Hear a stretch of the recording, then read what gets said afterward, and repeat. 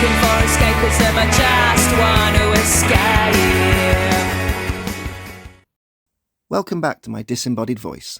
Today, I want to talk about the 2013 Carrie remake, starring Chloe Grace Moretz. First of all, a bit of context. Back in the 80s, when I was a young lad growing up, in the days before the internet, streaming, and the instant ability to watch any film you wanted right here, right now, I used to get my horror diet from late-night BBC Two.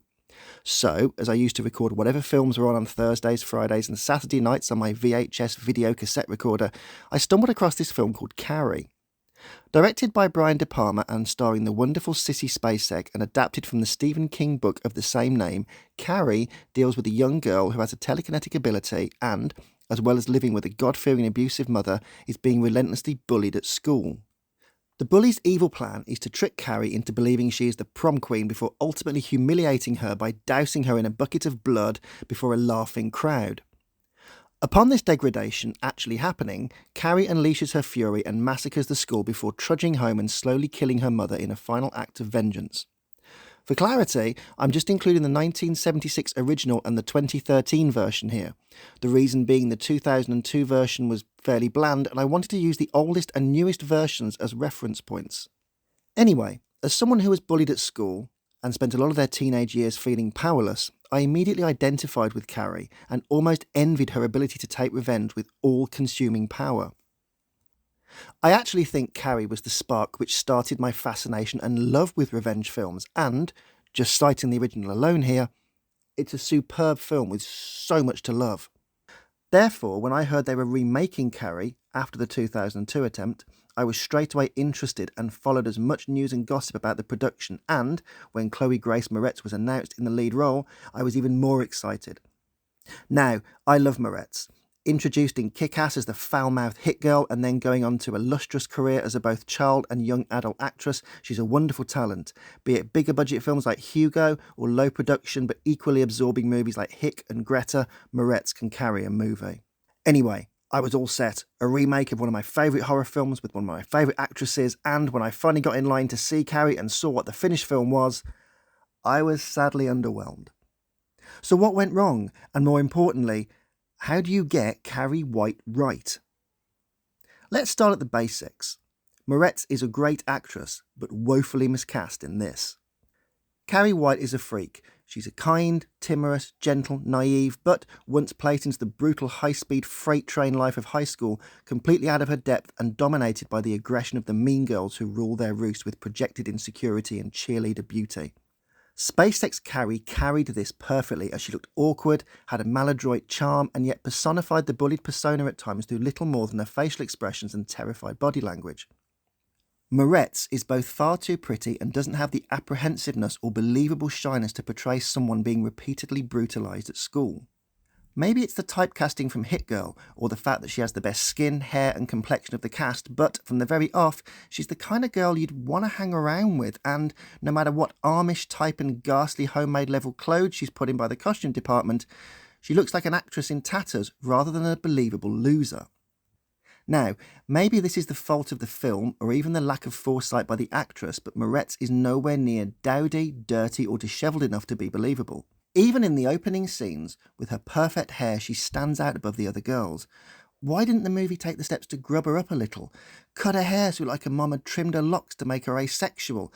It's just wrong. She looks far too normal. Spacek looked odd, and she was also inelegant and socially clumsy. Moretz would have been brilliant as the lead bully, but, as Carrie White, she is just Chloe Grace Moretz in dowdy clothes instead of a character coming to terms with womanhood and the gift of her curse in terms of telekinesis. She suffers more problems when doused in blood and commencing her massacre. Now, back when the original Carrie came out in the 70s, there wasn't the special effect quality there is now, so everything was done practically. However, regardless of the deficits in Carrie's rampage in 2013, SpaceX Carrie White slaughtered everyone in a very different psychological makeup. SpaceX's attack was conducted in a fugue state rather than a wavy arm state of consciousness of throwing bullies through windows. In the original, Carrie is tipped over the edge and, no longer in control and dissociated beyond the reach of reason, she massacres her class both in rage and also a detached sense of impassivity as her mind shuts down to contain the trauma whilst unleashing the repressed rage against everyone who has bullied and laughed at her. It's a well-known psychological state of dissociative identity disorder crossed with conversion disorder. She is mentally escaping an intolerably physical state by entering a sunken amnesia whilst unleashing the trauma which has overpowered her mind. SpaceX Revenge is the epitome of someone pushed over the edge and, consumed by rage she is unable to control, her mind has shut down and, now in a conscious blackout, she's unleashing her repression. For Moretz, apart from looking dwarfed by the camera framing, she isn't shot as the dominant force on the stage she is now using to decimate everyone. She uses too much accentuation in her movements and, by floating her across the streets and dragging people through poorly CGI broken windows, she doesn't have the venom, hatred, yet paradoxically calm and dispassionate nonchalance of slaughtering people that SpaceX did. She doesn't dominate the images and looks like a girl in a red dress rather than a terrifying force. From start to finish, Moretz feels both out of place and doesn't have the damaged psyche of someone who has been pushed over the edge and is now both suicidal and homicidal in terms of nothing left cerebrally and lost to the temporary loss of identity and control. Now, I'm all about context, and there are times when Carrie White is done right in the 2013 version. When she's being dragged, tormented, and punished for things beyond her control by a God-fearing mother, the truly excellent Julianne Moore, who steals the whole film for me, Moretz's size and rare vulnerability shines through. Whether she was intimidated by someone of such stature in real life or just acting her socks off, the abuse at home is both hard to watch and perfect as the frustrated and God-riddled matriarch takes everything out on her daughter. It's part of what makes Carrie work in both book and film, the fact that no matter how hard she tries and where she turns to, there's no escape from the constant, punitive and torturous abuse. She gets it at home and then, when away from that environment, gets even worse treatment at school. However, the school bullying is something which the film isn't quite so self-assured about. Whether this is because it's a studio film under too much control or a director who wasn't confident enough, Carrie 2013 dials back on Carrie White's school suffering. The use of mobile phones should have been something which permeated the whole film, not just in the opening scenes. In the original, Carrie has no respite, but she doesn't have to worry about digital torture. The 2013 film opens with the famous tampon scene and, despite using phones, social media, YouTube, it seems to retreat a bit on its malice. The bullies are balanced between the vile and remorseful, and the plot builds towards, predictably, the blood bucket set piece, but there feels nothing contemporary in Carrie's suffering outside of a studio executive's definition of high school. Coming back to the difference in Carrie White's original rampage, the fugue state and hate-filled glances and almost robotic gazes across a room of screaming people, is swapped for Moretz's wavy arms, extreme concentration and gritted teeth expressions which undermines the raw violence of her power.